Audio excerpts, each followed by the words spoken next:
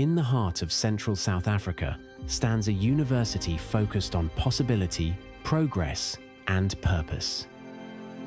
A place where knowledge evolves, ideas grow, and futures take shape. This is the University of the Free State. For 121 years, the UFS has advanced learning across 3 distinctive campuses, bringing together students from diverse backgrounds to form one connected, future-focused academic community. We are an innovative, research-led, student-centered, and regionally engaged university. Guided by our vision of responsible societal futures, we use our knowledge and partnerships to support progress and impact across our region, continent, and world. Across 7 faculties, our programs are shaped by expert academics committed to real-world relevance and meaningful impact. We train educators, health professionals, legal thinkers, creatives, scientists, business leaders, and theologians who drive change in their fields. Students learn from leading researchers and emerging scholars, working within networks that stretch across Africa and beyond. They step into a university that collaborates with global partners while remaining grounded in its responsibility to society. Our values shape how we teach, work, and engage. Excellence, care, accountability, impact, social justice, sustainability. These principles guide our commitment to student success, ensure a supportive and safe learning environment, and inspire a culture that embraces growth and forward-looking thinking. From advanced research facilities to community partnerships, from blended learning innovation to campus sustainability, the UFS continually evolves to meet the needs of a changing world. The UFS cultivates graduates and knowledge that create impact locally and globally. We are a forward-looking institution where fresh ideas grow, where diverse perspectives spark new insight, and where tomorrow's leaders are prepared today. Globally connected, regionally engaged, purpose-driven toward responsible societal futures. This is the University of the Free State.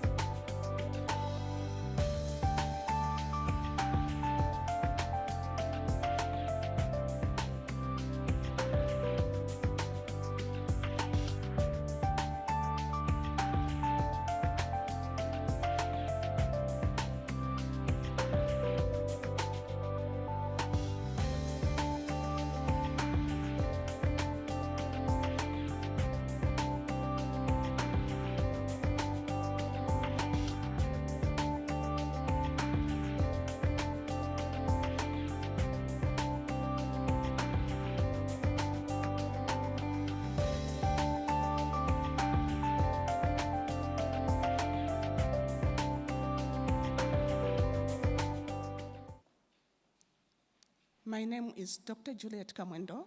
I'll be the program director for today.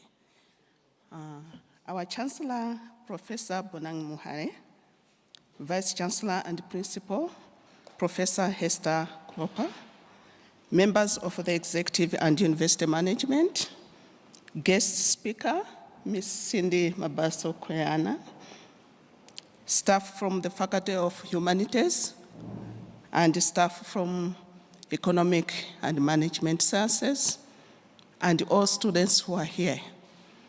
Today we are here at the beginning of this month of August to commemorate and honor women for their resilience, for their contribution, and to take up the leadership position.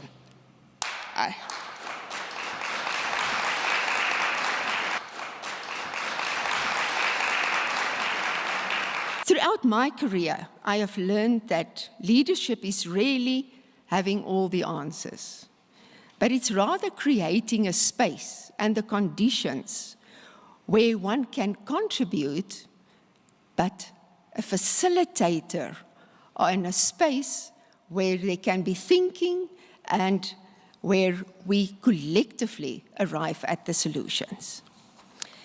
So at the University of the Free State, that's exactly what we want to achieve, speaking towards responsible societal futures, how we collectively create that space. And I believe this afternoon, the lecture, the panel discussion that will follow is such a space.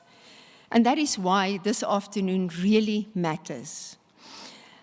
It's more than a Women's Month celebration, but it's an opportunity to connect as individuals, because ultimately it's about relationships. But it's also bringing together the expertise of the academic space, but then from industry, business, and what a wonderful opportunity to have Cindy here to share her wisdom, her knowledge, and then, of course, we will also hear from Professor Mohale, and I know that Professor Rabi will later join in the panel, an ideal opportunity to demonstrate the power of leadership. So let me conclude by thanking the Center for Gender and Africa Studies for bringing us all together, Professor Magaiza. This is one of the events throughout the month, and I'm looking forward to see how we will all benefit from the wisdom and the knowledge and the expertise that will be shared here this afternoon. I'm very pleased to declare this now an open event at the University of the Free State. Thank you.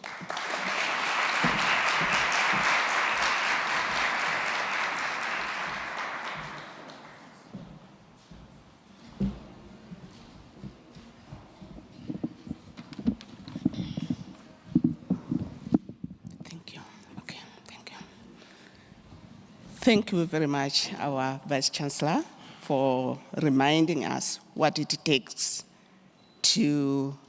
for women to achieve what we wanted to achieve in gender equality and women empowerment. It doesn't require weak people, but determination and collaboration at the same time.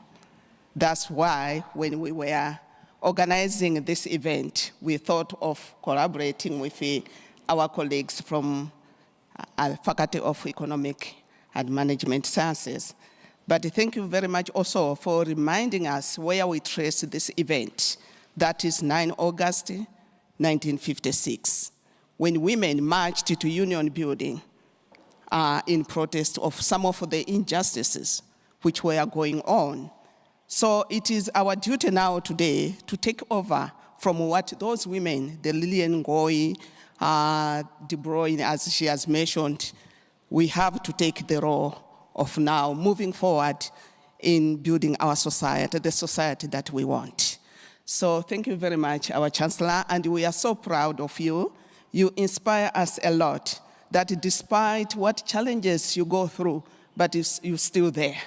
Hang in there, because we need strong leaders, women leaders. Thank you very much.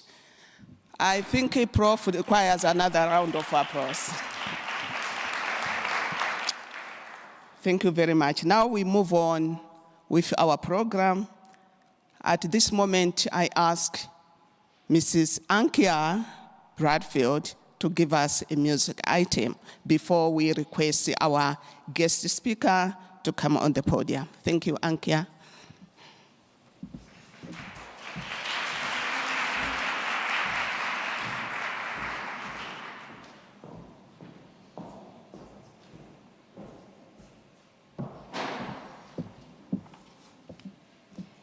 I feel so privileged to be here today. Thank you for the opportunity to can sing for you. And my song today is going to be about Mother Nature. I think Mother Nature is where we all came from, and we all have mothers. So the other thing that I want to mention is we all have a song in our hearts. So let your song never stop. Sing in the shower, sing in the car, sing at home, sing here, but just sing. Enjoy.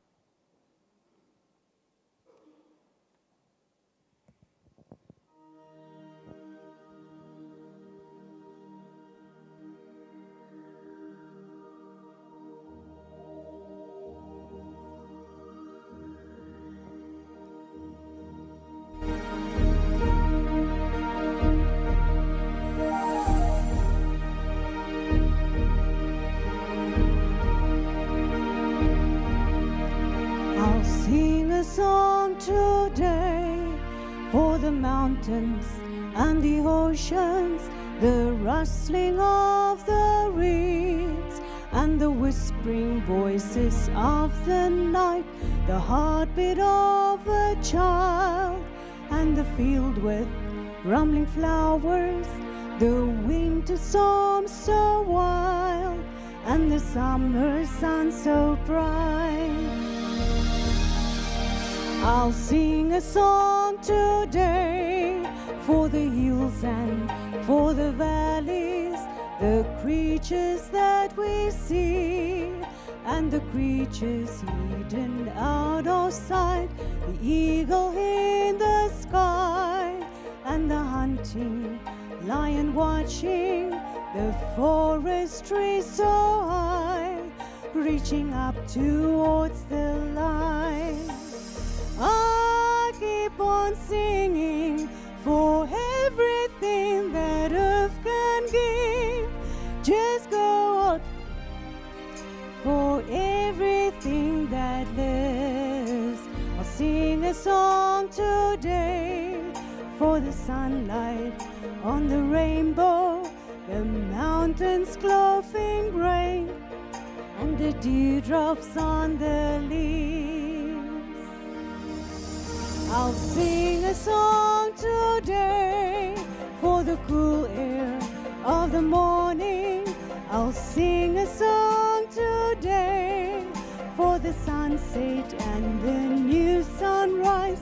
A fruit burns in the sand, and the endless golden beaches, the partial soil of land, and the ageless cloudless sky.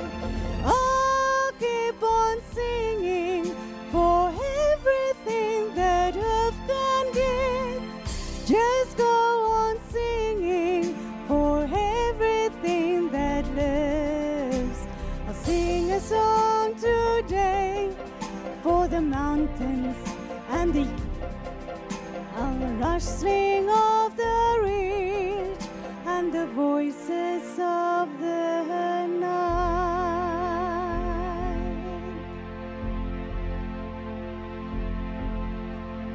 The heartbeat of a child and the field with rumbling flowers, the winter storm so wild and the summer sun so bright.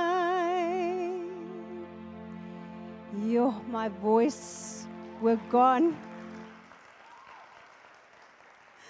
Thank you very much. It's really a privilege to do this for you.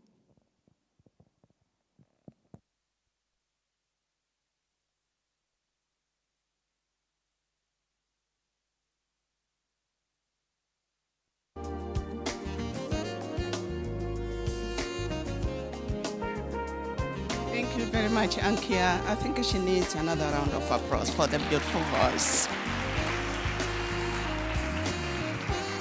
That's the talent that we have in the Center for Gender and Africa Studies. She's our own, and she is the coordinator of the programs. So she's a leader at her own right. We need such women. Another round of applause for Ankia. Colleagues, Vice Chancellor, the Chancellor, we have now come at the point that we request our guest speaker to come, but I'll ask Professor Nene from the Faculty of Economic and Management Sciences to come and introduce the speaker before she comes on the podium. Professor Nene.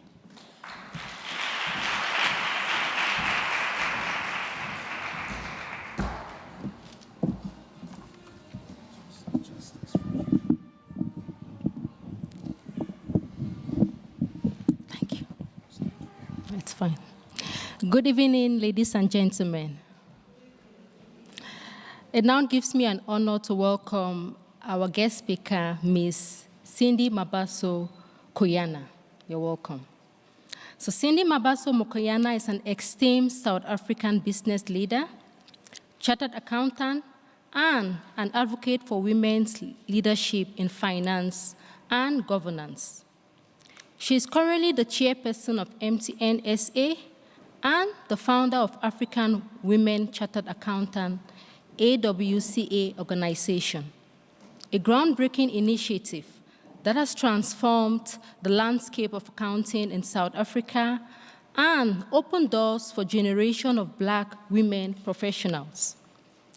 A respectable figure in global finance, Cindy has held numerous leadership roles both in the public and private sector. Her career spans auditing, financial management, and corporate governance. And she has served on the boards of some of South Africa's most influential institutions.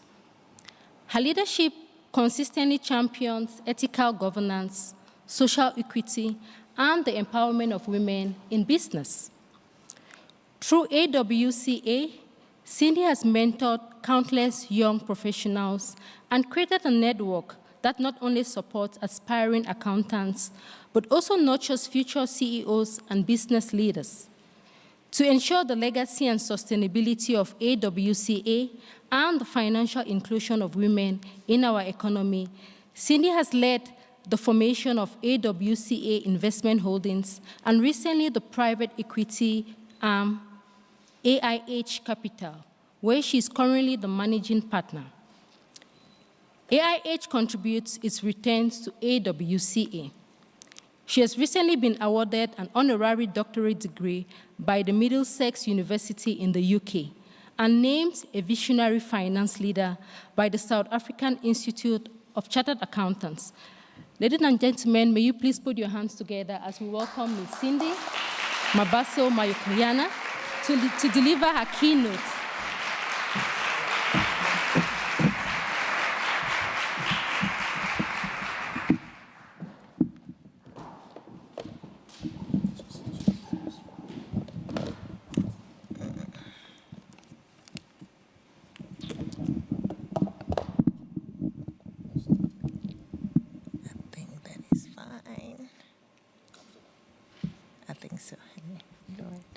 Is it fine? Okay. I think that would be better. Thank you very much for that kind introduction. Sometimes when you listen to it, you wonder, is that, when did that happen? But I guess it's a sign I am old.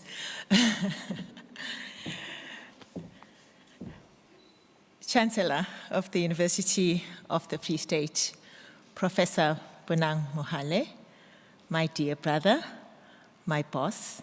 He chairs one of my boards, the Bidvest Group, so thank you. Deputy Vice Chancellor, before I come to the Deputy Vice Chancellor, I did say that I needed to be coached around the protocol. It's very important.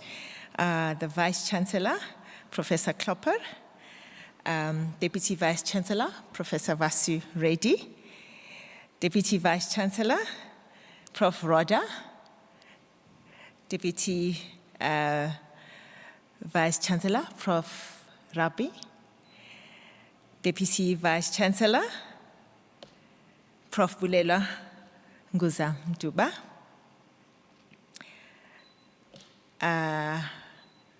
the Acting Dean of the Faculty of Humanities, Director of the Center of Gender and African Studies, Professor Gray Makaiza, whom I've been dealing with. Thank you for the opportunity to be part of this Women's Month celebration. And I also want to thank the executives of the university for this opportunity. I am delighted and honored to speak on the theme of today, Beyond Equality, Women as Architects of South Africa's Future. This topic is very close to my heart because as women, we are no longer waiting to be invited, since we have realized that the next chapter of South Africa will be written by leaders who solve complex problems in spite of their gender. The question is whether South Africa can afford to solve its greatest challenges without the leadership of women. Can our economy thrive without collaboration? A key ingredient to build to last. It has been 70 years, as Prof. Klopper indicated, since the South African women of 1956 marched to Pretoria for our emancipation. And 30 years since the Beijing Women's Conference in 1995, where women representing 189 nations gathered to answer one of humanity's most important questions. What would it take for women to achieve equality? There have been many other interventions led by both men and women for women. Now, we call for reflection and taking some stock of the impact of these interventions.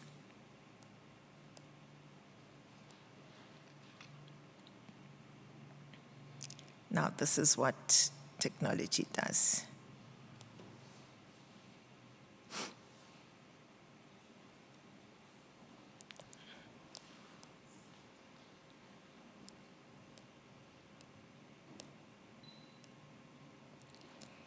Okay. Apologies. Right. So now we call for the reflection and taking stock of the impact of these interventions.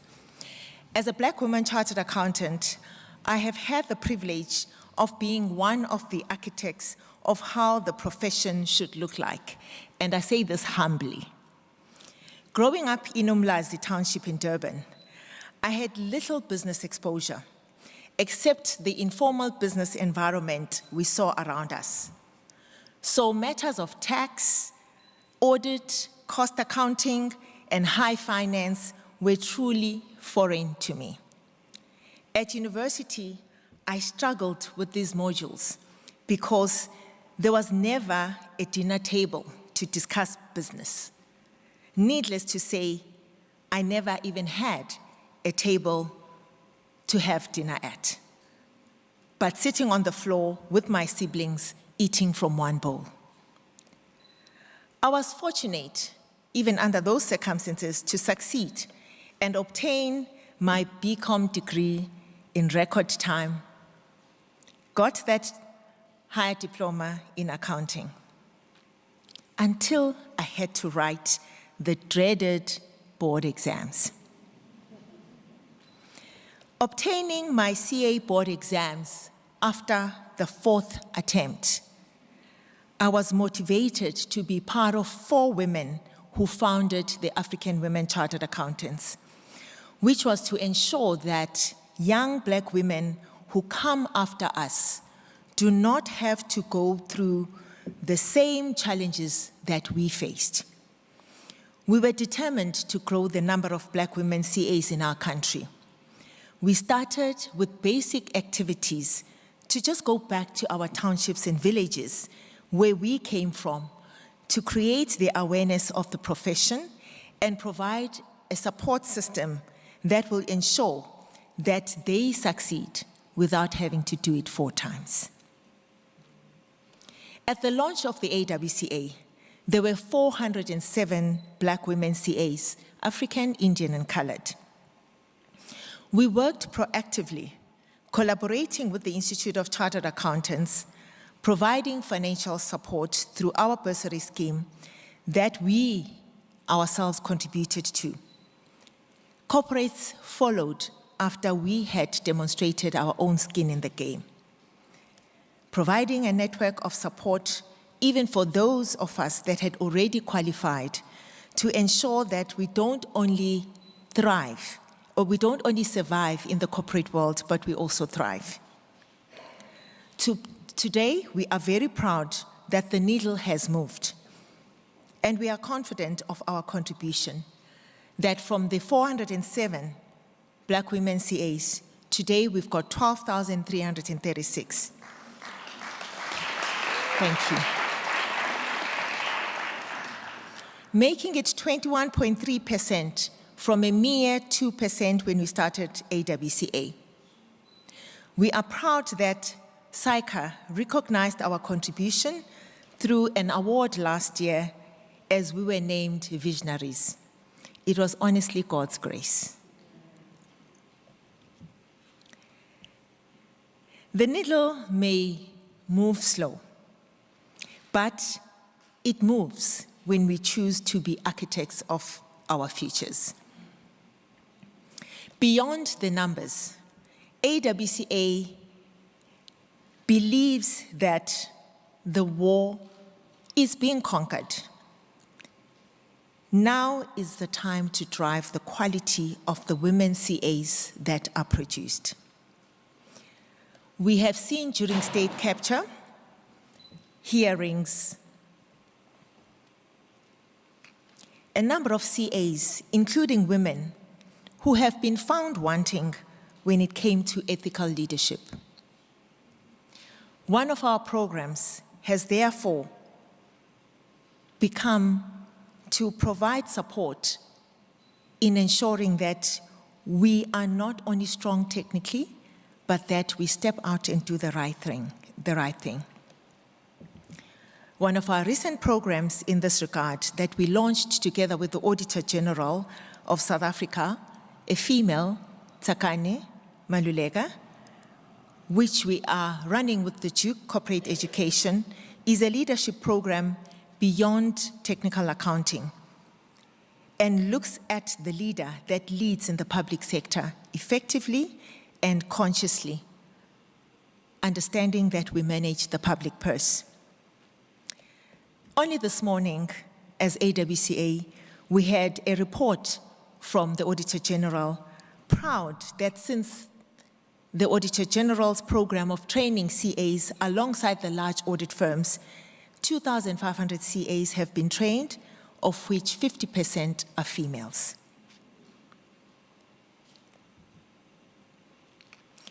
Wangari Maathai, the Kenyan environmentalist, academic, woman activist, and political leader, who was the first woman in East and Central Africa to earn a doctorate and later went to lecture at the University of Nairobi, once said, "It is the little things citizens do. That's what will make the difference." Let me share more stats. Amongst the Johannesburg Stock Exchange top 100 listed entities, only 7 are led by women CEOs. That is around 8%. Women on boards of these companies make about 38%. The executive roles are much lower than the non-executives, at 12%. Because organizations remain a challenging environment for women, and most of them do off-ramp and choose to do their own thing, or rather be non-executive directors, so that they can only come once a quarter, than waking up every day to the spaces that still battle to integrate women. Bringing it closer to home, to the academia, a comprehensive study was done comparing leadership across South African public universities between 2014 and 2024. Whilst improvement was noted, the pace remains slow. It was reported that women make up roughly 43% of permanent academic staff in public universities, but only around 18.5% of professors and 29.8% of associate professors. 23% of vice chancellors are women. This is in spite of 65% of students graduating from universities being women. It is clear that South Africa has already demonstrated that we can educate women. The next challenge is ensuring that they are empowered for them to lead our universities, lead our corporates, shape our research agendas, influence public policy, and inspire the next generation. Because universities do more than confer degrees. They shape society. Universities are among society's most enduring institutions. University leadership matters far beyond the campus. Universities create and cultivate ethical, innovative, and globally minded leaders. So women should aspire not only to become professors, vice chancellors, but also founders, inventors, policymakers, entrepreneurs, and nation builders. The little progress that we have spoken about has not been by coincidence. It has been intentional. At the wake of our democracy in South Africa, our country was leading on gender equality and women empowerment. The Enabling Policy Environment through the Commission of Gender Equality Act of 1996, the Employment Equity Act of 1998 were very instrumental to the empowerment activity we have seen in our country. South Africa has one of the strongest constitutional and legislative frameworks for gender equality in the whole world. This demonstrates the importance of having women as policymakers. Women leading government, being ministers, deputy ministers, remain at 41% in our country. While South Africa has been leading on gender equality, the regression in governance in our country has seen us being overtaken by many countries, including Rwanda, that now has 50% in government being women.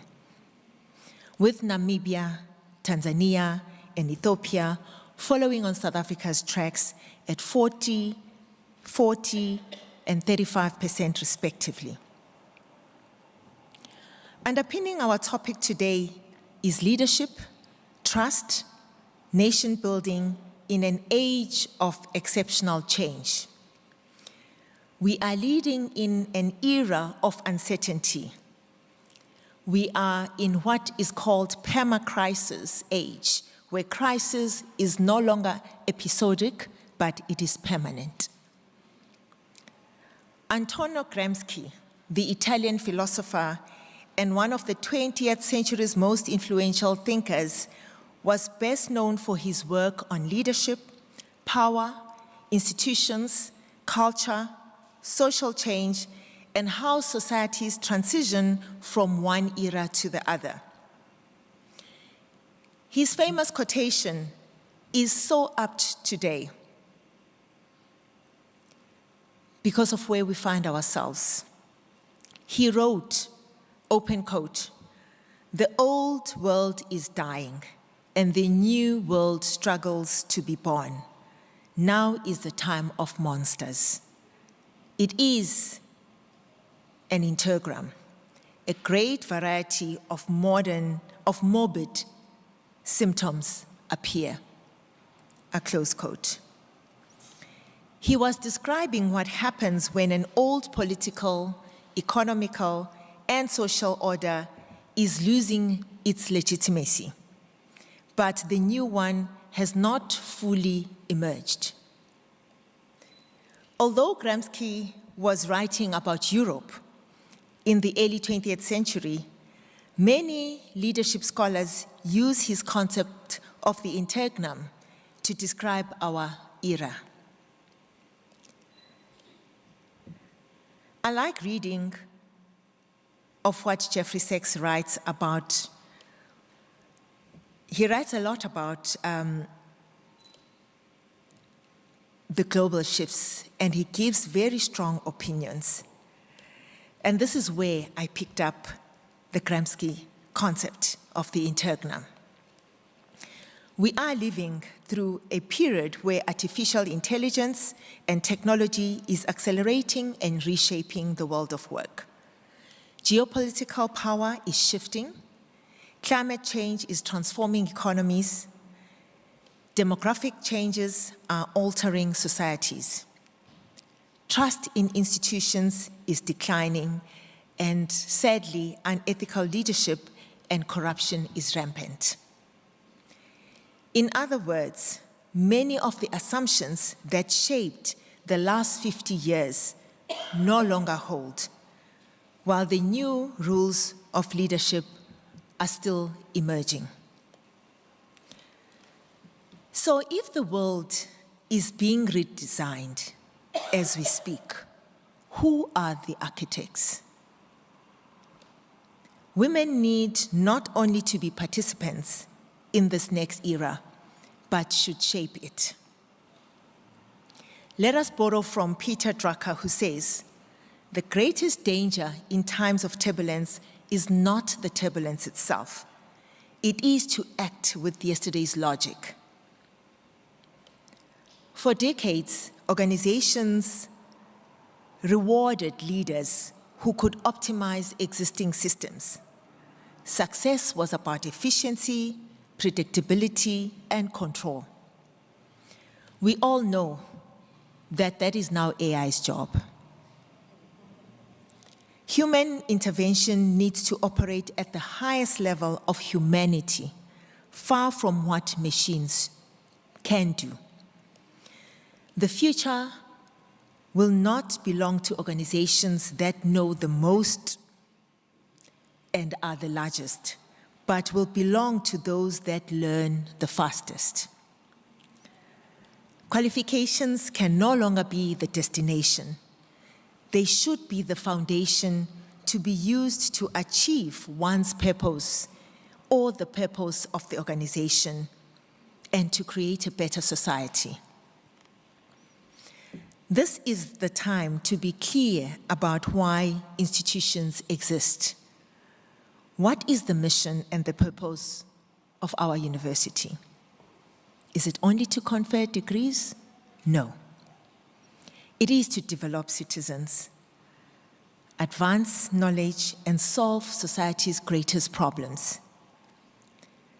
Our responsibility as leaders is to leave institutions we join healthier, stronger, and more trusted than when we inherited them. Let me bring in the Edelman Trust Barometer, which I assume most of us in the room may already be familiar with. The Edelman Trust Barometer is the world's longest-running annual study, now in its 25th year. It surveys tens of thousands of people across 28 countries, measuring public trust in 4 key institutions, being government, business, media, and civil society. It has become one of the most widely referenced studies by CEOs, governments, and policymakers. The 2025 study has South Africa, sadly, amongst the top 10 countries where trust continues to diminish towards our government. Slightly improved, however, due to the GNU, the Government of National Unity. Interestingly, business is now being seen as a better trusted partner when compared to governments. Civil organizations being the most trusted. So some additional key points that are summarized in the study is that the public no longer judges leaders on competence only. They also ask, can I trust you? Do you care? Are you telling me the truth? Will you use your power fairly? This is a completely different leadership challenge. A female leader like Angela Merkel or Ellen Johnson Sirleaf were respected, not because they had all the answers, but because they demonstrated competence, consistency, transparency, care, and integrity. Trust is accumulated, one decision at a time. That is leadership. We have many challenges to solve as a country. One of our economic challenges is the unemployment rate, which sits at 32.7%. And we all know that a larger part of that, 60.9%, is youth unemployment. There is a significant number of large organizations undergoing restructuring in order to survive. And this is not just the auto industry. It's in many industries. This is highlighting the role entrepreneurship will play in growing our economy. As we build an inclusive South Africa, entrepreneurship is the future that will hold our economy together. Currently, about 66% of employment comes from the SMME sector, and this sector contributes 40% of South Africa's GDP.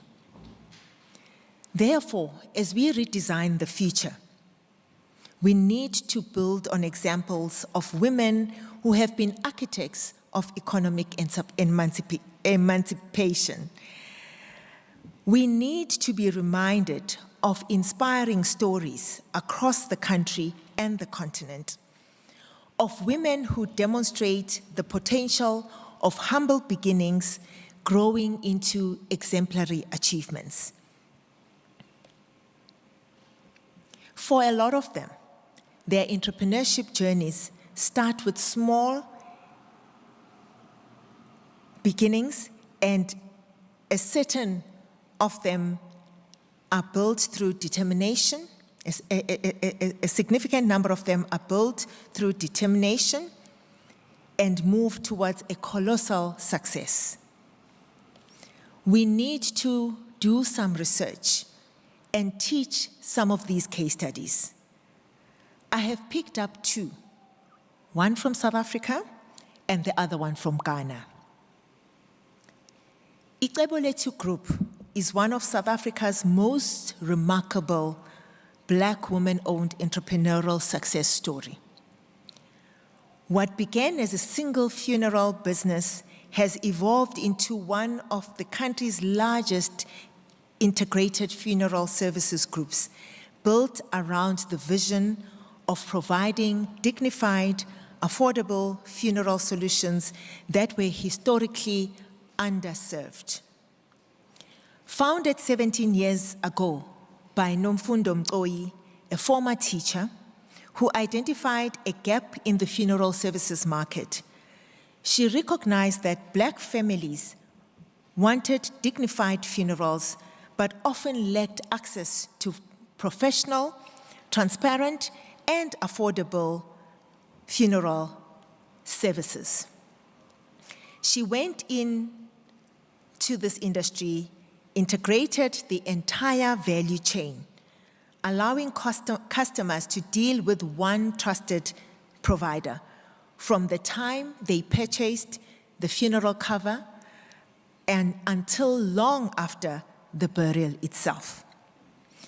A business model that has done vertical integration and has a strong governance model which boasts professional board members, an audit committee, executives that are highly respected professionals with the finance function that is led by a CFO that is a woman CA.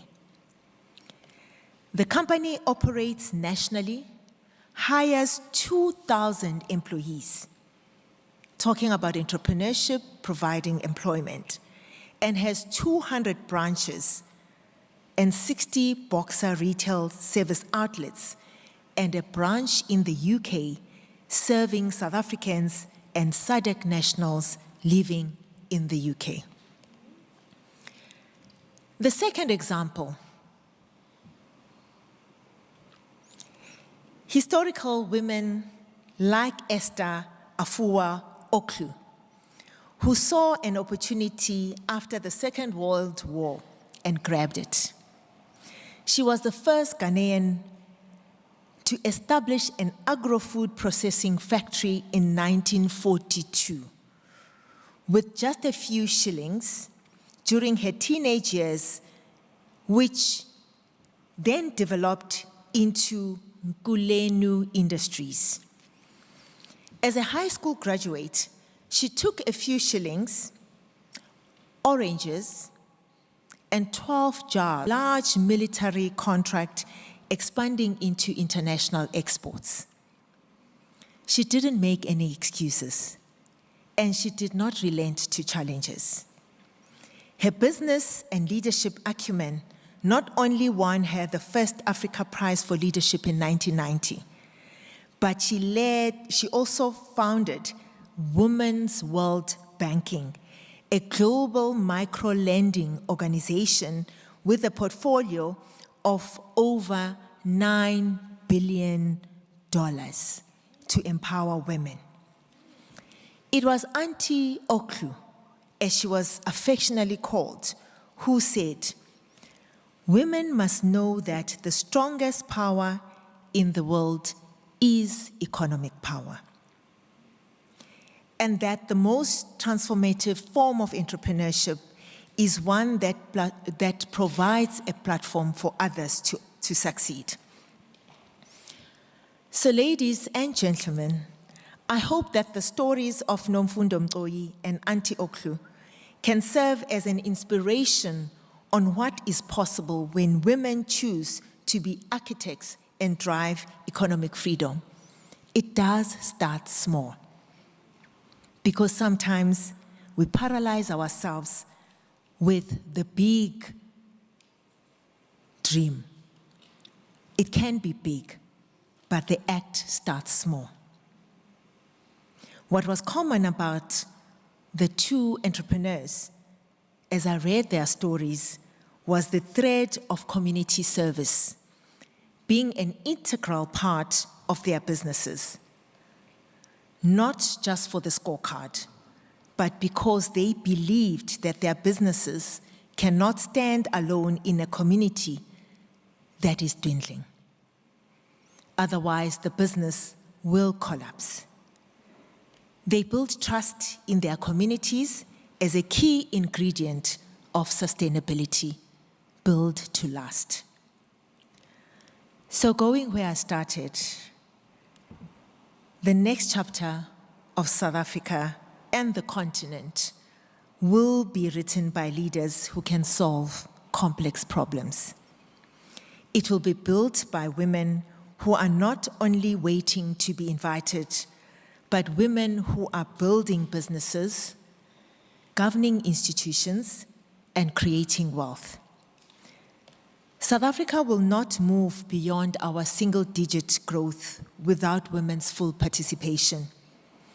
This is the time of leadership qualities that many women naturally have, which are excellence, empathy, compassion, collaboration, long-term thinking, resilience, and adaptability. Women need to deliberate and be deliberate, about wealth creation, entrepreneurship, investing, financial literacy, and not just employment. The leadership dividend of investing in women will bring better governance, better decision-making, innovation, sustainable economic growth, and social stability. That is the South Africa, the Africa we want.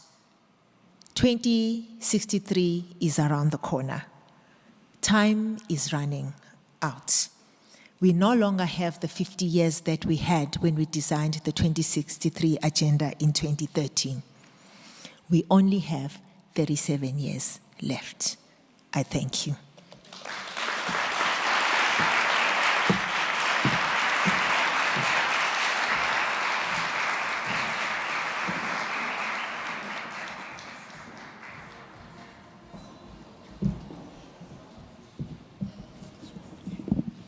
Wow.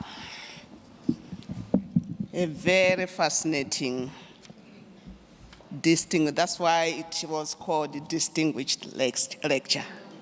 Now we see the reason. A girl who was born in Umlazi. I know Umlazi. I've been to Durban, and I know the location. But there she is. She emerged a chartered accountant, someone that we call the chairperson of MTN today. But listening to what she was saying is nothing but being determined to do that thing, not taking excuses. The future that we want is that women should take a role, not sitting as participants, but taking a role to move. This year's theme is building a resilient economy for all. That is the theme for this year.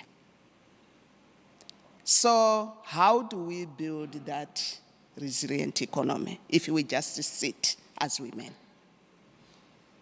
So I say thank you very much, Professor Bonang, for referring us to Cindy. This has been a very fascinating very inspiring to the young women who are here, that the future is in their hands. And we need women who can take a lead. And I think she needs another round of applause, Cindy.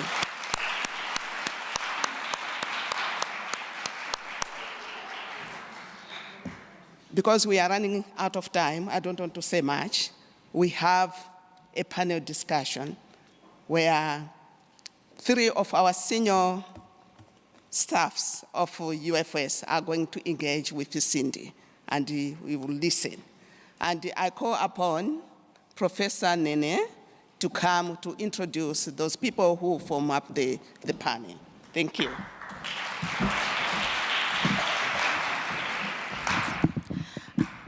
I know I was tasked to introduce the panelists, but before I do that, a sincere thanks to Ms. Cindy. You know, listening to you, and I teach entrepreneurship, there are a few things I take away from your message tonight.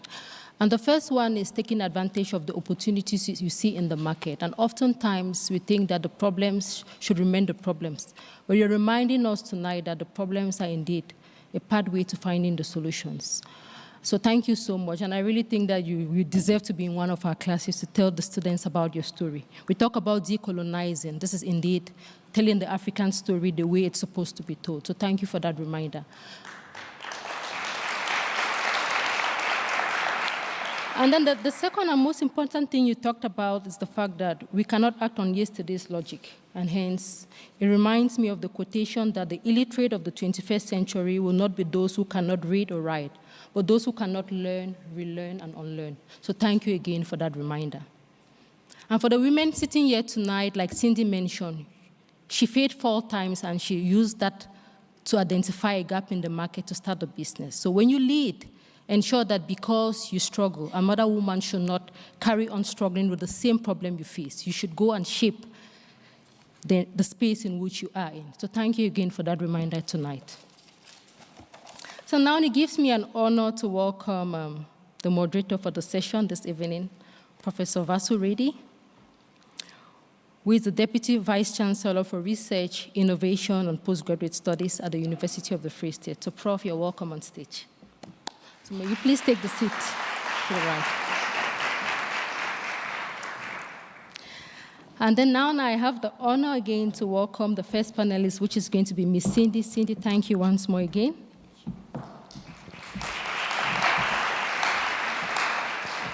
And now I also have another privilege to welcome Professor Bonang Mohale, who is the Chancellor of the University of the Free State and one of South Africa's most respected business leaders, public intellectuals, and the champion of ethical leadership. And then tonight again, I have an honor of welcoming a sister of mine, Professor Maurice Rabe, who is the acting dean of the Faculty of Humanities. So thank you so much.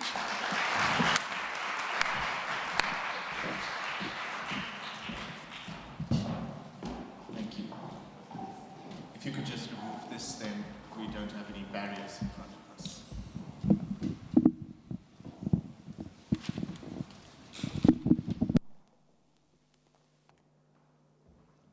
As well as that lecture.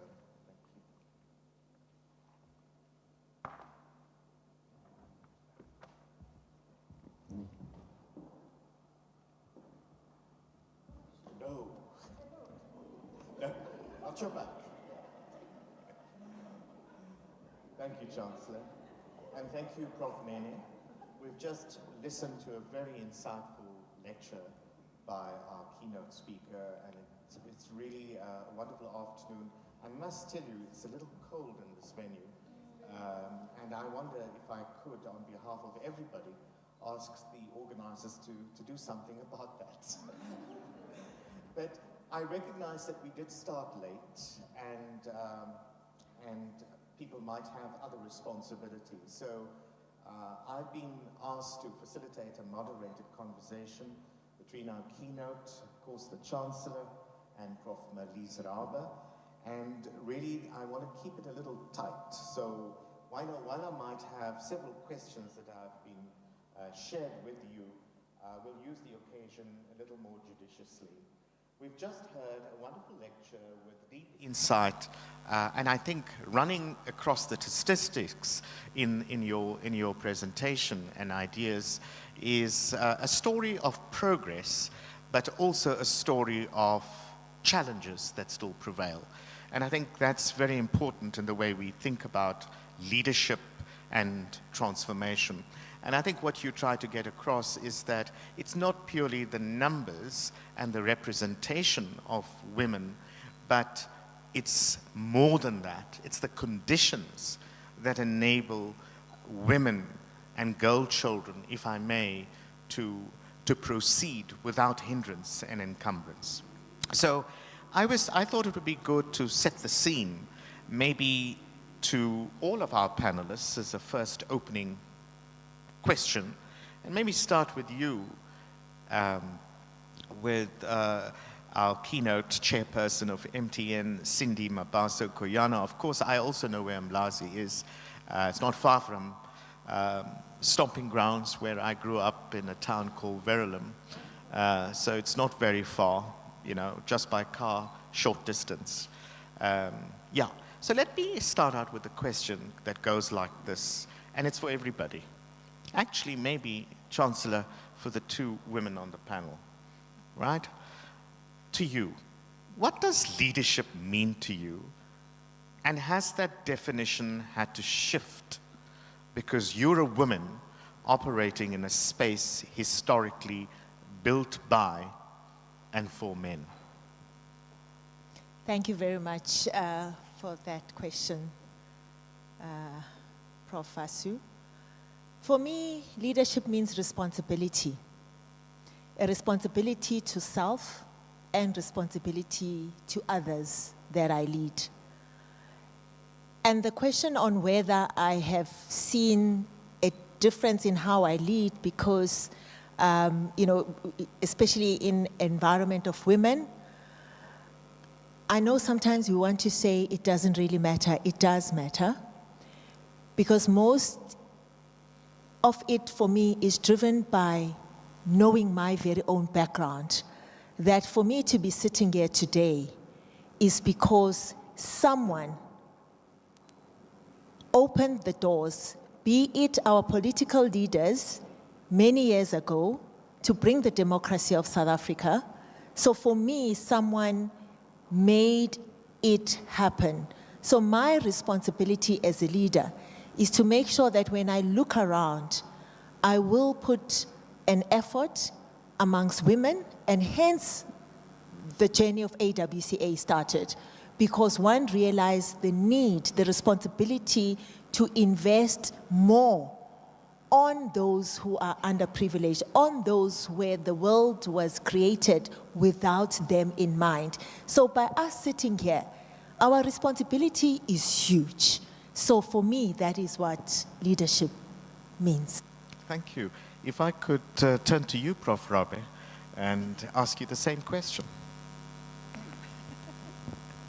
Thank you so much. So, of course, from the humanities, I have to tell a story. We have to tell stories. So a few years ago, I was at a meeting, and it ran over 5 o'clock. It's one of those meetings. And one of the women at the meeting said, "I'm so sorry, but I really have to leave. I have to go and fetch my children." And she kept on apologizing and said, "I know it's so unprofessional, but I must do it."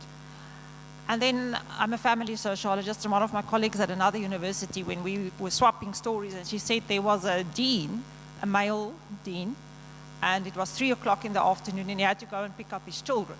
And he said, "Bye, I'm going to pick up my children." But the important thing of that story is, all the women then said, "Oh, what a wonderful man he is, what a wonderful father he is." And this is something which is very important. We tend to take it for granted that women will do it. But if men do it, they are super dads. And we often find also that men are in the genre of public fatherhood. Look at me, I'm doing fathering. However, and a few years ago I've said this also at the women's event, I think we have to help men also to be empowered, to be who they have to be at home. So it's not only about empowering them to be who they can be at work, but also to allow men very happy to say that 2 weeks ago, I saw 2 male colleagues. It was also running after 5, and they quietly left, and they didn't make an issue about it. So what I'm trying to say is, I think we are changing. I think, yes, these institutions were built for, what shall we call it, the 80-hour men with a 70-hour woman per week who is backing them and cooking for them and so on. But we've moved. And I think nowadays we see that we are trying to establish the relationships and those things that we are doing at home, also bringing it into the world of work. No, thank you. Thank you. I mean, I think that's real and true. I mean, we've experienced that not just in the university environment, but I think generally the observations when it concerns women as opposed to men. But let me turn to you, Chancellor. Yes, you've got a mic there. I mean, this question to you is, again, just following on from what our guest speaker has indicated, that despite progress, women remain underrepresented in top leadership roles. What barriers have you observed? I mean, you're a leader of global stature when it concerns the areas that you represent. What barriers have you observed, and how can they be overcome? So first for me, oh, by the way, you asked for the heater to be on, so it is on. Yes. But it also has background noise. It has background noise. Yes. So for me, leadership is about social justice. It's about righting wrongs. It's about meaning making. Because you can't be a leader like a good economist. It's about ensuring that we live well, together. Therefore, if you are a leader, and yet South Africa has 65 million people, 52.5% are women who don't look like us, and you are not obsessed with their representations in positions of leadership. Because at the moment, women in general are less than 24% of those positions of leadership. African women, less than 4%. Therefore, the barriers are actually men, not women. Because it wasn't always like this. When we look at the greatest empires of Africa, all of them without fail were matriarchal societies, women-led. Something happened where men then decided to oppress women. Therefore, it's men's job to kick down the doors, to bring down the proverbial concrete ceiling, because women on their own are not going to remove the barriers that men put in front of them. Excellent. If I could stay with you, Chancellor, and just to build on what you have just said, let's imagine, no, not imagine, we are in this room in physical time. If a young woman in this room becomes Chancellor, let's say 20 years from now, what would you want her to inherit that wasn't available to you when you were building your own path to this role? Maybe you'd say, I didn't envisage I'd become a Chancellor, but besides that. So first, if it will take us 20 years to have a woman Chancellor at the University of the Free State, would have woefully failed. I thought you'd say My job is to ensure that I hand over to a woman Chancellor. That's my job. And what I would say to her is that let's continue to lay the foundations one brick at a time to make it easy, natural, and uneventful for women to assume positions of leadership. Please help us to build an inclusive academic excellence. Please help us to bring a social justice approach in the assessment of merit. Please help us to build ethical frameworks where vice chancellors don't have to walk around with personal bodyguards because the thieves are after the 50 billion NSFAS procurement opportunity. Please help us to bring about public ownership of these institutions of higher learning, where the learning doesn't happen from 7 in the morning and 7 in the evening, only Monday to Friday, but also communities can use it on Saturdays and Sundays. That's how you build a successful economy.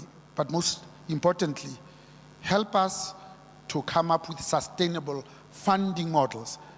Because just because you chose a poor mother does not mean you have to be excluded from the 26 public universities that serve 1.3 million students, if I exclude the 50 TVET colleges. Powerful response. Let me turn to you, Cindy Mabaso Koyana, and put the question like this. Every leader can likely recall a moment when a capable woman was probably overlooked for advancement rather than developed into it. What did such an experience, if you might have experienced it, teach you about where executive development pipelines typically break down for women? I'm sure most of us who have operated amongst women would have seen such. And the big thing is conformity, or maybe lack of conformance by women leaders. I was a young trainee in one of the large audit firms, and there was a very feisty woman who liked to challenge. She was a white woman, but she was very vocal around challenging injustices. Black women, the minorities in the environment, she made sure that she addressed it. In that 3 years, and I stayed for a short while after my 3 years, every time she was expected to be promoted to partner. But the corridor talk was that men will never allow her because she doesn't conform, she challenges her. So one has seen that, which then has called for us as women, for us as men, as Prof. Mohale says, who, by the way, is a staunch and a stickler for transformation in any environment that he's at. And that is what enables women to be supported. It's when programs are intentional, it's when you have leaders who indeed say, it is my responsibility as a leader to make sure that the environment is enabling. And we do it, most of us, where even when we are interviewing, we always ask the question, does this person fit the culture? Oh, yes. Do they fit our culture? Which means our culture, unless indeed we believe it is a premium culture, that must be protected and guarded. But sometimes when we ask that question, we also need to introspect in what we mean by that. It means we are protecting our situation, our way of doing things, and we will never want to be challenged to do it differently. So for leaders in the room, when you ask that question when you're interviewing someone or when you make an opinion, always challenge yourself that is that question to grow the organization, or actually it means you'll remain without growing and without diversifying, without bringing inclusivity, so that it is open for every person, even if they think differently to you, so that they will always challenge you. Let me stay with you and ask you to fast forward 10 years from now, and just putting yourself there. Looking ahead in 10 years, meaningful change in the executive suite depends very much on who's being developed deliberately, intentionally today, as I think you were suggesting, not simply who's just being hired. What lesson from your own career makes you confident or concerned that South African companies are actually investing in that development now?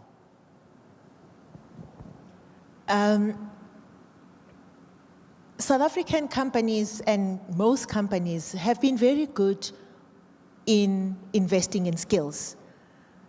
Our policy framework as a country, employment equity, has got a strong element of skills development. We have a skills levy for organizations. So largely, corporates are investing in skills. The one area that we need to grow and invest in is investing on skills that are not always technical. We need to make sure that we are building people personally as well. I know an environment where a CEO's assessment came back very strong technically, but when they were recommended for some self-development on who they really are as human beings, some of the board members felt, but why are we taking the CEO away from running the business? But the person as a human being is actually, you can see they are going down the hill. So that is one thing that large corporates in the development space, it mustn't only be the skills that the business needs, but it must be developing human beings that will be nation builders so that those businesses can survive throughout, and survive any test of time. And I think the second one is the issue of vocational skills. We have, as a country, pulled back in investing in skills of people doing stuff, building stuff. And that is something that, as we look forward, for me, is critical as a country. We will know that during the Kusile and the Medupi power station building in this country, we imported 2,500 artisans because we did not have them. We did not have enough in the country. And these were boiler makers, these were pipe fitters. And the question is, as a country, where did we get it so wrong in a country that has got such a high level of unemployment? So for me, I will go with what I think it's Vega, vocational education great again. No, thank you. If I could thanks for that. If I could just turn back to you, Prof. Rabeh, and maybe zero in on a question that goes like this. Think of a specific student whose ambition you had to actively protect or defend within this institution. Maybe not necessarily here, it could have been in another. What did that moment reveal about what still gets in the way of women being developed as leaders? So interesting question. A specific student that was quite recent that I can think of is she needed one module to complete a degree. But she somehow found work. And now with this one module that she needed, she also has a child, and the child happened to have learning or medical issues, so it took a lot of her time. So she couldn't actually attend the classes in the way it was. And the lecturer was steadfast. You didn't attend the class. She lives in a different city, by the way, and she has to stay close to her mother to help. You didn't attend the class, was the lecturer's position. We cannot help you. And the things that we had to do to stretch and so on, just to get her to finish this degree was remarkable. I've actually forgot about the incident, and then 2-3 weeks ago, the student wrote to me again, and I thought, what student is this now? And she was saying, thank you for that. So I'm not saying I did it because the circumstances could have been different, but it was just interesting to me to see how some lecturers, it happened to be a male lecturer in this case, was so specific on it's like this and no other way. So I think we have to take into consideration that a lot of students, female students, have different circumstances. And when we are looking at gender issues, it's not just about treating everybody the same. It is about looking at the person and seeing, can we help them within those circumstances? Because she was remarkable. She managed all of this with this child and all these medical conditions as well. No, thank you.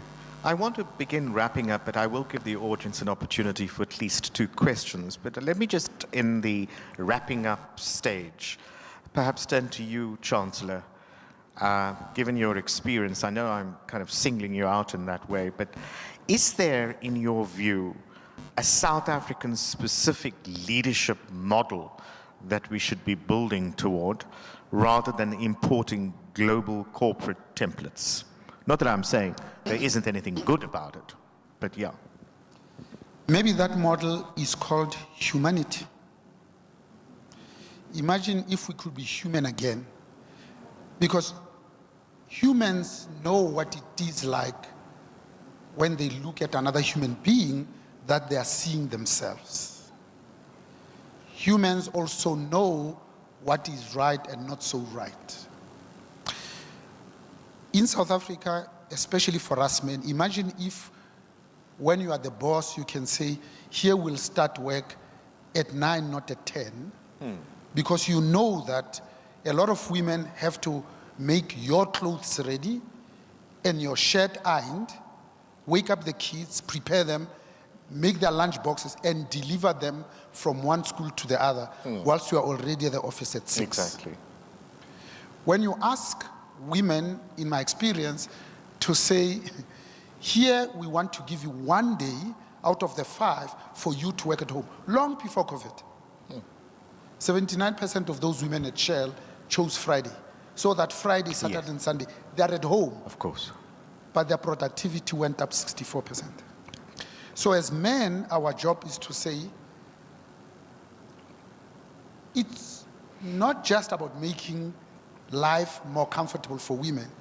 It's about allowing women to define, to describe, and shape these organizations in their own image, because no people can be helped by or benefit from institutions that are not a direct result of their own character. You want to respond to that? I do. I want the men to iron their own shirts. I really do, and this is what I'm trying to say. We have to get men. We can do at workplace what we want, but if we can't get men to understand that they must equally do it there, without it being remarkable, so that all of us can be there at work at 7:45. Yeah, no, Which absolutely. is our work, yeah. Maybe if I could direct it in a different way to you, Cindy. If you were designing, for example, the next decade of leadership development in South Africa, let's say from scratch, what's the one structural change you'd prioritize? I guess it's linked to the conversation, we've just had. Because again, we expect leadership to only be taught in the corporates and government. And I think in the workplace, we are becoming more conscious because now it's part of the system, it's in the policies. Their KPIs are going to be affected. There is someone policing that. What is interesting is that society is lagging behind on issues of gender equality. I'm seeing one of my bosses in the room, an AWCA board member. Society, this is where we are lagging behind. But what for me I'm finding very, I won't say fascinating, but very painful, is that, and if we backtrack, all of us are in this world through one person. Yes, it was teamwork, but that God enabled to carry the human being. And for the first few parts or, of this person's life, the nurturer is the woman, whether it is a boy or a girl. And by the way, that is why in AWCA, we are now becoming intentional around the boy child, because we've realized that the pendulum is swinging the other way in empowering, and women are getting strong, and yet it's an ecosystem. But the very same women in our homes are the ones that are bringing up the boy and the girl. The very same male that you and I are going to find in the workplace was being brought up in a home. So for me, it's become very clear that when nations are built, it is based on a very healthy society, community, where humanity is being brought, but humanity is taught in the home. Strong family, strong community, strong nation. But that family is made up by each one of us. And so, which means there is work that all of us need to do in the home. It is tough because society, as I say, is still very much backward. But that society, who are the harder ones on women? It is the mothers. It is the mothers of the boys, it is the mothers of the husbands who are the ones who actually are harder on the women. So it starts, there is something that we need to shift. Because in this room, and I'm also going to get into that stage, and I always say, God help me, that when I have to be a mother to somebody else's daughter, I need to remember where I'm coming from and the world that we are trying to build for women. So that is my request from the women in this room. Thank you. That's a nice way to segue to just give the audience perhaps just 2 questions, and I'm going to be quite strict about it, on whichever side, because I do want to wrap up here.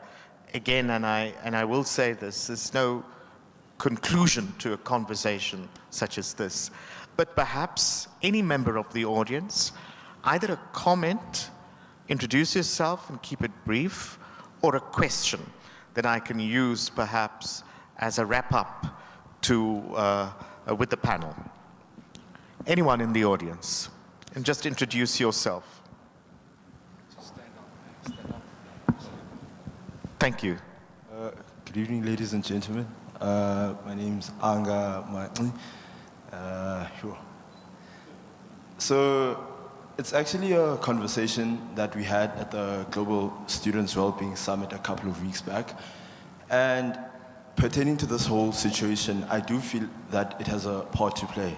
So I believe that such issues such as women in leadership, women taking charge and as being seen equal, GPV and all that stuff, it does not start in these platforms, it does not start at the union buildings, it starts the conversations that we have with my friends when we're at Reyes, on the sports field and all of that.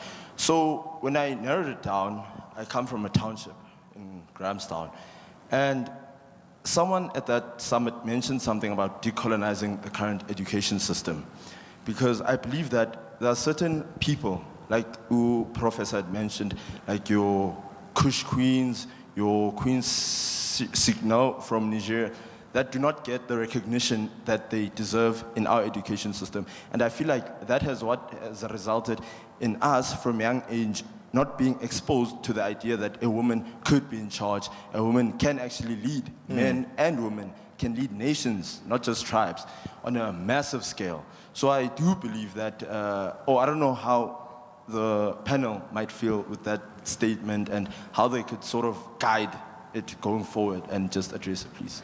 Thank you. A comment, but also a directed question. Let's take one more, and if you can keep it brief. Yes, thank you. Just introduce yourself.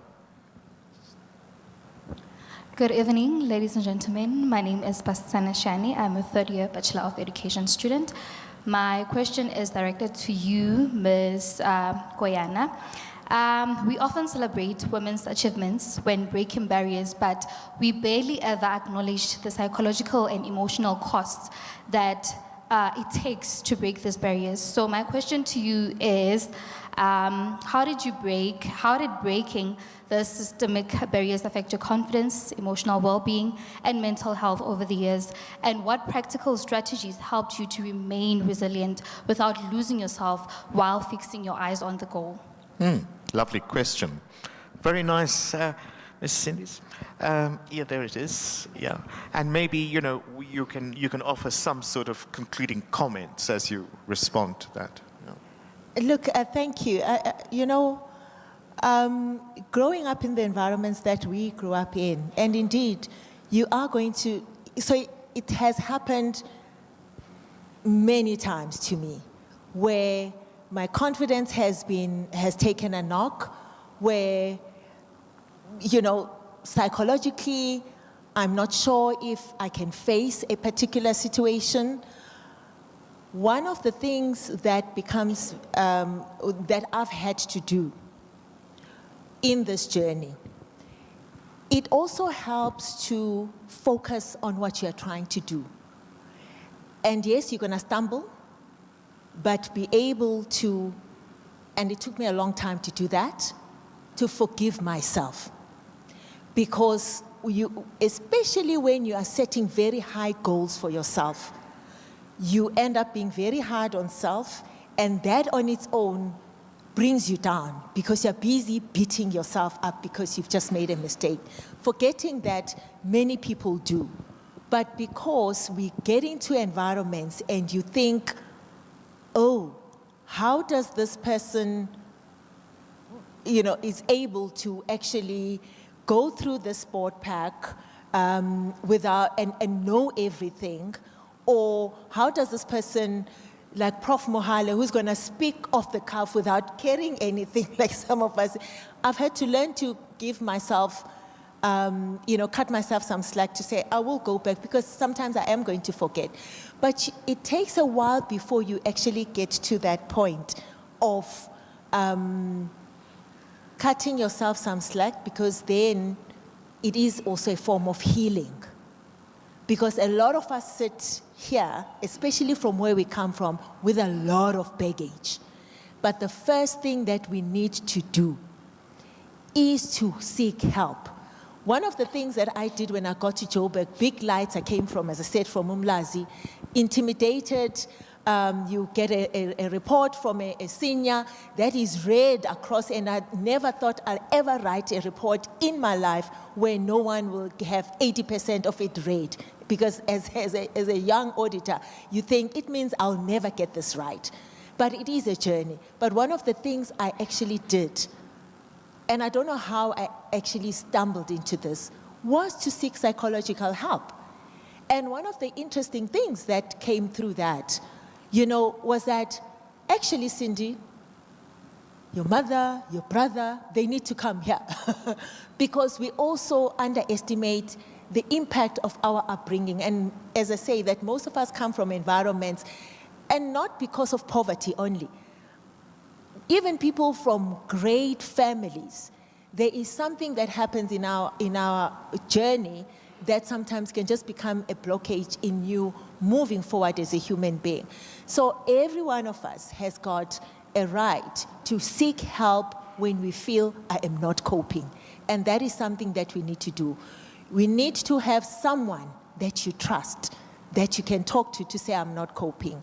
And it is the very same reason, even in being harsh on myself, tough on those around me, I've also had to learn to put myself in the shoes of a young, professional who is trying to find the way, where I remember how it actually felt for me, where you are both tough, but at the same time, you are also nurturing. So it is normal, it happens, but it is very important to seek help, identify people that you can talk to, but continue investing in yourself. Investing in the self. Perhaps you, Prof. Rabe, any closing, wrapping up thoughts? I think we've heard a lot about stats, especially in Ms. Mabaso Koyane's contributions that she made this evening. And coming to that question that you have asked, we sometimes, if we look at higher education, we see that we have more women. But when we look at postgraduates, we suddenly see that it changes. If we look at the number of lecturers, academics that we have, we see a lot of women, but as soon as we go to full professors, we see suddenly they are not there. And we have to ask ourselves, why is that? Why is it there are only a few? And I think one of the problems that we sometimes, when we look at these high achiever women, we forget that there are a lot of women who do not have self-confidence. And how do we build that self-confidence? So we have people who are willing to go against the grain and say, I'm here, I'm going to do it no matter what. But when we have these everyday conversations, what you have been referring to, I think in that spaces we have to say, can we allow all women to start to speak their mind? Because a lot of the younger women we see coming through, they've got confidence and we're proud of them, but we sometimes miss then all the others that are still shy and not letting their voices be heard yet. Chancellor, you have the final words before I close. So men also suffer from imposter syndrome. So when you accept that, you will have more grace to yourself. But because men are the temporary occupants of the corridors of power, they shouldn't give us platitudes like gender equality and gender pay parity. They must go to their HR department and ask, print me a spreadsheet of how we pay women versus men for work of equal value and put a plan in place to close that gap, even if it takes us 100 years, because a lot of organizations don't have that plan. Whenever there's a vacancy in the board to say there's 8 of us here, what skills do we miss? What representation do we miss? If it's just men, to then agree that the next vacancy that arises, we are going to look for a woman. It's being intentional, it's being deliberate, it's being purposeful, it's being conscious. So you send out an ad as an institution, as a company that says, we are looking for the best woman there is out there. Knowing that there'll be men with 9 MBAs, but you are not looking for them. It's about getting intellectual agreement and action. Because intellectual agreement in and of itself, it's not sufficient. I know how hectic your schedule is, how busy you are, but by honoring us to come here, they will thank you properly. I also know that today is Tuesday, the night after tomorrow, you have your big function of OCA, but instead of doing that preparation and attention to details, you honored us with your presence. That's wonderful. Thank you. Thank you, Chancellor. You always have a way of poetically putting it, and it gets it right. So this has been a really interesting and important conversation. I know it's often said that, you know, what's the point of conversations when what you're really wanting is fundamental change? And I think the two go hand in hand, because we learn lessons from speaking with each other. And I mean, as much as it is about leadership to a large extent, I think what comes out often is it's not simply about pure representation and the numbers. It's also about the pathways. It's what that are created by all of us, each one of us as a total responsibility. But you also said something very important today. It's about intentionality. If we're not intentional and deliberate, it really doesn't make any change in creating an inclusive future. And perhaps more importantly, what I thought came through, not simply in the presentation, your talk, but also in the insights here, is that this is not the job of individuals, but a collective commitment. And I think that's what's powerful about it. So today we hear about your own story, the stories of your experiences, Prof. Rabie, certainly our Chancellor and people in the audience, but really it is about how we continue with the conversations to turn insights, which are really valuable and meaningful, into real impact. And with that, I want to really say a sincere thank you to the organizers, the joint faculties, Vice-Chancellor, some real transdisciplinary conversations going on in the humanities, the social, the human, the power of economics, yes, and what you bring to bear in terms of your lived realities, and how we can come together and think about the challenges of power. You love the word, the concrete ceiling, not simply the glass ceiling, and how we break that. There's much work ahead of all of us. So really, thank you to you, our guests, Cindy, for your presence despite your hectic schedule. Prof. Rabe, you have a massive faculty on your hands with deep responsibilities. Thank you for being here. And of course, to you, Chancellor, for always not being on the scene or behind, but really helping to facilitate so much. I want to say thank you to the organizers for inviting me to moderate. When I was invited, I immediately said yes, because gender and issues of women and equality are really central to my heart and action. And of course, to you, the audience, for listening to us. I close this chapter on the stage and will hand over to the program director, who will finalize. Thank you.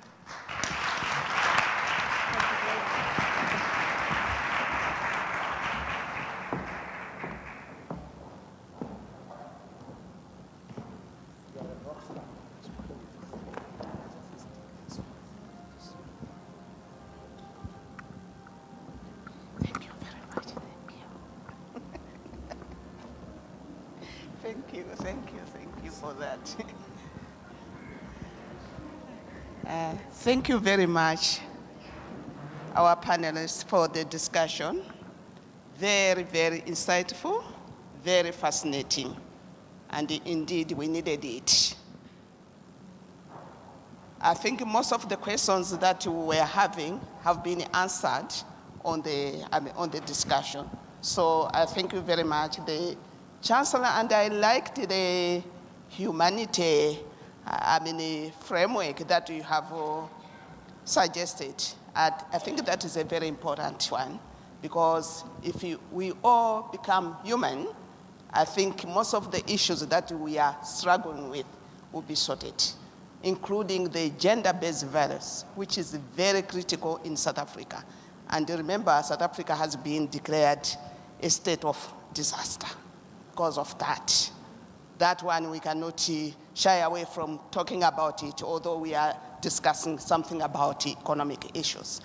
Because we can't talk about economic resilience when women every day they are being killed. The entrepreneurship that Cindy has talked about can only be successful if women are safe in the society. How can I go out this time to do a business as a woman? The safety becomes a challenge. So I think I've liked it. I don't know how we can continue that conversation that the Chancellor has suggested about being human. The humanity, I don't know, but he is the Chancellor. I think he will take it further, that discussion. And at this point, I think we have come closer to the end of this session, because we have another session of the dinner and whatever, but this conversation, which was here. But I would like to ask the Acting Director for Center for Gender and Africa Studies, Professor Gray Magaiza, to come and give a vote of thanks.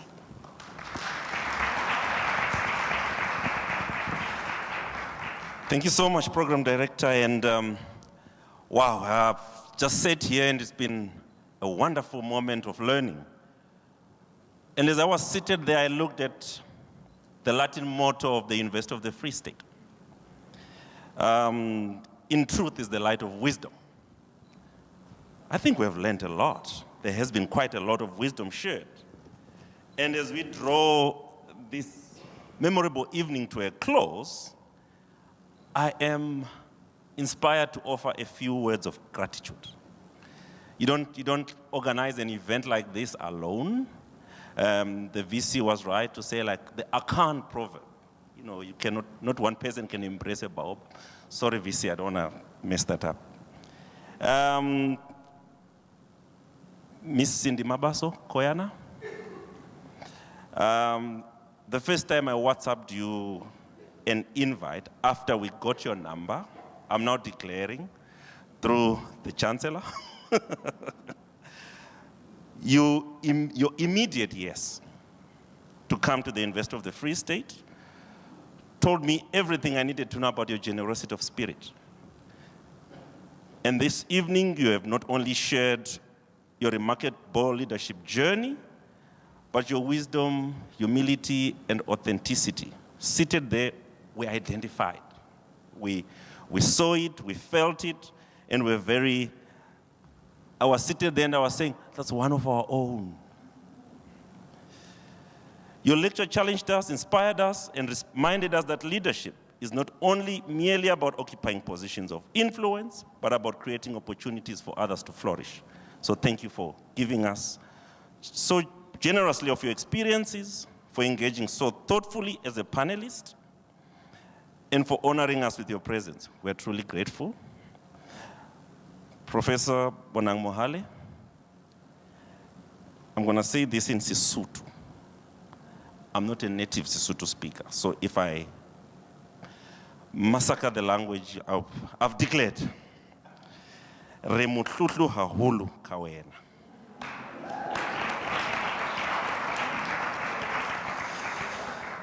Thank you for lending your wisdom, your voice, and your encouragement to this important conversation. And we are all extremely, extremely, and immensely proud to have you as our Chancellor. Professor Hester Klopper, thank you for making time for us, despite what I know is an exceptionally demanding schedule. I did not think you would come, because I know exactly what the situation is. And thank you for blazing that trail. You know, when our program director said you are the first female vice-chancellor of the University of the Free State, and we are over a century old, by the way. So that says a lot. You've blazed the trail, and you continue to inspire those who follow in your footsteps. And believe me, there are many that are following. Professor Vasu Reddy. Professor Vasu Reddy, I must confess something. In a previous chapter of my life, I would never have imagined asking my boss to work even harder. It was simply not done. But when I asked Professor Vasu to moderate this panel, I requested nicely, subtly. He immediately said yes. It has turned out to be a masterclass. You guided the conversation with so much warmth and intellectual dexterity. Those hidden broadcasting talents, Professor Vasu, have certainly come to light now. And to think we almost hired a professional media personality, Prof. Ilva. Thank you for reminding us that sometimes the finest talent is already sitting in our own corridors. We really wanted to get a media personality. You are free to put the check, but she must pay for it. Allow me to also acknowledge the other members of the University Executive who are here. Your presence is deeply appreciated. Prof.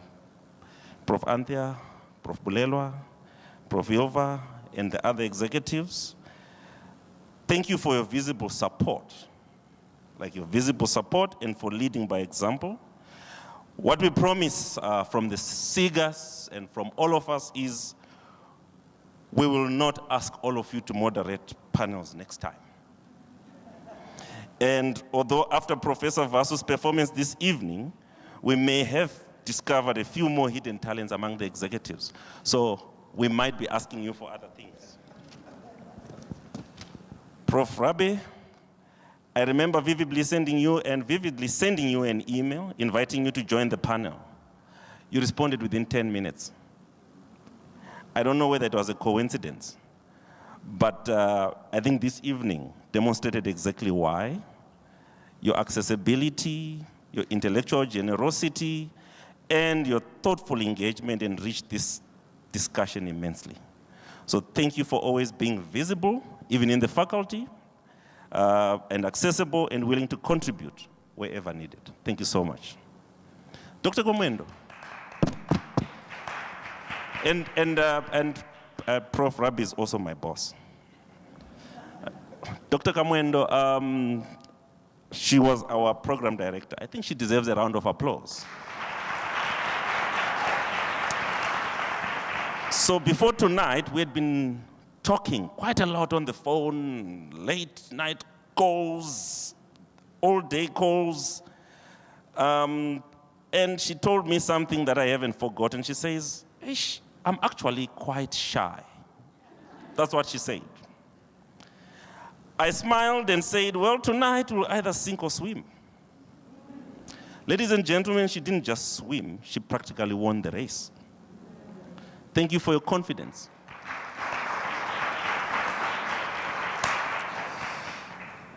To our colleagues in the Division of Communication and Marketing, Dr. Nita, Alicia, we call it General Pinar, over there, and the entire team, thank you for keeping us on course.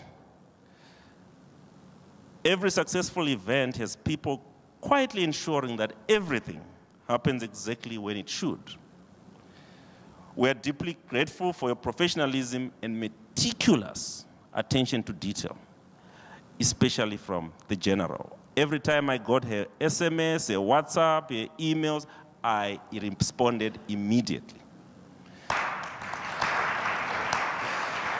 There's also another quiet hero behind the scenes. I haven't seen her, but Mem Pashani Nkosi. She doesn't say much, but when she does, we listen. Why? Because she has this extraordinary ability to notice the details the rest of us somehow miss. So thanks for that quiet diligence and unwavering support. And I think that's your PA, VC, office manager. Yes, so she really does get a lot of things right.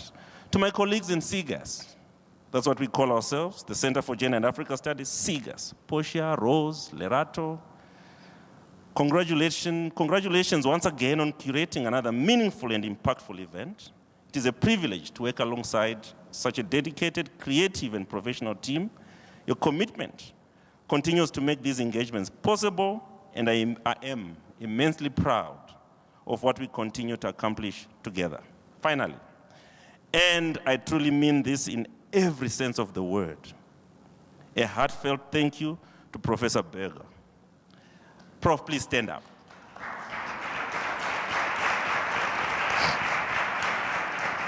And the Faculty of Economic and Management Sciences, he is with his Vice Dean. This evening is a testament of what becomes possible when faculties collaborate around a shared vision.